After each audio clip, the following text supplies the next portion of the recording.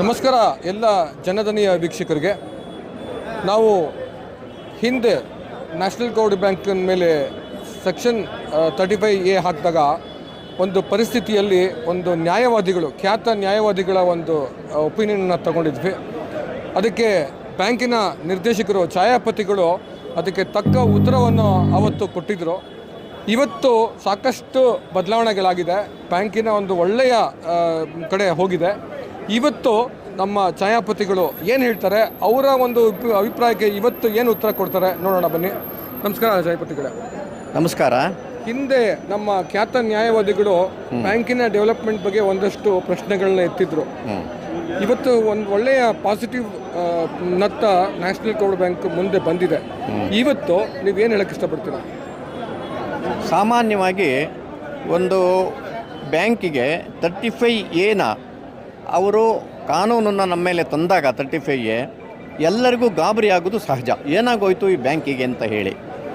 ಆ ದೃಷ್ಟಿಯಿಂದ ಅದೇ ರೀತಿಯಲ್ಲಿ ಒಬ್ಬರು ಪ್ರಮುಖ ನ್ಯಾಯವಾದಿಗಳು ನಮ್ಮ ಅಧ್ಯಕ್ಷರ ಜೊತೆಯಲ್ಲಿ ಮತ್ತು ಕುಳಿತುಕೊಂಡು ಈ ಥರ ಮಾತಾಡುವಾಗ ಅನುಮಾನವನ್ನು ತುಂಬ ವ್ಯಕ್ತಪಡಿಸಿದರು. ಪಾಪ ಅವರು ಎಲ್ಲರಂತೆ ಅವ್ರಿಗೂ ಬಂದಿದೆ ಅನುಮಾನಗಳು. ಅವರಿಗೆ ಏನೋ ಇಲ್ಲೇನೋ ವ್ಯವಹಾರ ಆಗೋಗ್ಬಿಟ್ಟಿದೆ, ಏನೋ ಇದಾಗಿವೆ, ಹೆಚ್ಚು ಕಡಿಮೆ ಆಗಿದೆ ಅಂತಕ್ಕಂತಹ ಒಂದು ಅವರಿಗೆ ಅನುಮಾನ ಇತ್ತು.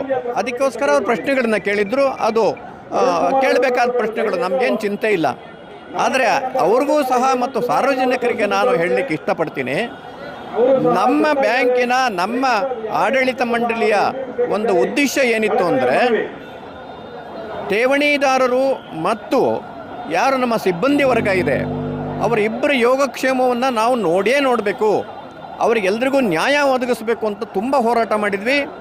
ಅದರಲ್ಲೂ ನಮ್ಮ ಅಧ್ಯಕ್ಷರಾದಂತಹ HC ಕೃಷ್ಣ ಅವರು ಬಹಳ ಮುತುವರ್ಜಿ ವಹಿಸಿದರು. ಪಾಪ ಅವರಿಗೆ ಅನೇಕ ರಾತ್ರಿಗಳ ನಿದ್ದೆನೂ ಸಹ ಮಾಡಿಲ್ಲ ಆ ವ್ಯಕ್ತಿ.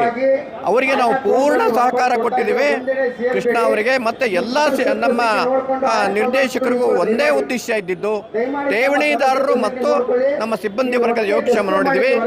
ನಾವು ಇವತ್ತಿನ ದಿವಸ ನಮ್ಮ ಮನೆಯ ಒಂದು ಹೆಣ್ಣು ಮಗುವನ್ನು ಒಳ್ಳೆ ಮನೆಗೆ ಸೇರಿಸೋದಕ್ಕೆ ನಾವು ಯಾವ ರೀತಿ ಪ್ರಯತ್ನ ಪಡ್ತೀವಿ, ಹಾಗೆ ಪ್ರಯತ್ನ ಪಟ್ಟು ನಮ್ಮ ಬ್ಯಾಂಕನ್ನು ಕಾಸ್ಮೋಸ್ ಬ್ಯಾಂಕ್ ಅವರಲ್ಲಿ ನಾವು ವಿಲೀನಗೊಳಿಸ್ತಾ ಇದ್ದೀವಿ. ಆ ಬ್ಯಾಂಕು 115 ವರ್ಷಗಳ ಹಳೆಯ ಬ್ಯಾಂಕು. ಸುಮಾರು 30,000 ಕೋಟಿ ಅವರು ಡೆಪಾಸಿಟ್ ಇದೆ. ಮಲ್ಟಿ ಸ್ಟೇಟ್ ಬ್ಯಾಂಕ್ ಅದು. ಅಂತ ಒಂದು ಒಳ್ಳೆ ಸಂಪತ್ಭರಿತವಾದಂಥ ಜಾಗಕ್ಕೆ ನಮ್ಮ ಹೆಣ್ಣು ಮಗುವನ್ನು ಕೊಟ್ಟಿದ್ದೀವಿ. ಹಾಗಾಗಿ ನಮ್ಮ ಮನೆಯ ಎಲ್ಲ ಸದಸ್ಯರಿಗೂ ಸಹ, ಎಲ್ಲ ಠೇವಣಿದಾರರಿಗೂ, ಎಲ್ಲ ಸಿಬ್ಬಂದಿವರೆಗೂ ಸಹ ಇನ್ನು ನೆಮ್ಮದಿಯಿಂದ ಇರ್ತಾರೆ. ಮಾತ್ರ ಅಲ್ಲ, ಠೇವಣಿದಾರರಿಗೆ ಒಂದು ಆತಂಕ ಇತ್ತು, ಏನಂದರೆ ನಮ್ಮ ಹಣ ನಮಗೆ ಬರುತ್ತಾ ಅಂಥೇಳಿ.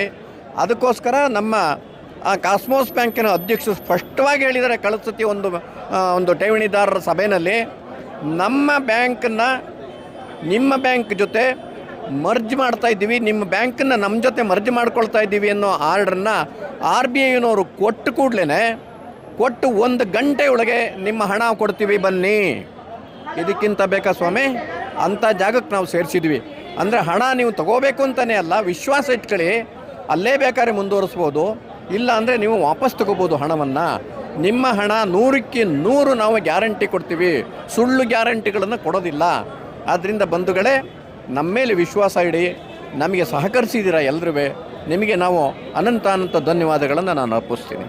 ನನಗೆ ಗೊತ್ತಿರೋ ಮಾಹಿತಿ ಪ್ರಕಾರ ಆ ನ್ಯಾಯವಾದಿಗಳದ್ದು ಕೂಡ ಒಂದು ಸೊಸೈಟಿ ಇದೆ. ಇವತ್ತಿನ ನ್ಯಾಷನಲ್ ಕೋಆಪರೇಟಿವ್ ಬ್ಯಾಂಕಿನ ಈ ನಡೆ ಇಡೀ ಸಹಕಾರಿ ಕ್ಷೇತ್ರಕ್ಕೆ ಒಂದು ಮಾದರಿ ಆಗುತ್ತೆ, ಆ ರೀತಿ ಆಗುತ್ತೆ ಅಂತ ನನಗನ್ಸುತ್ತೆ. ಎಲ್ರಿಗೂ ಜನಧನಿಗೋಸ್ಕರ ಈ ಒಂದು ವಿಡಿಯೋವನ್ನು ಮಾಡ್ತಾ ಇದ್ದೀವಿ.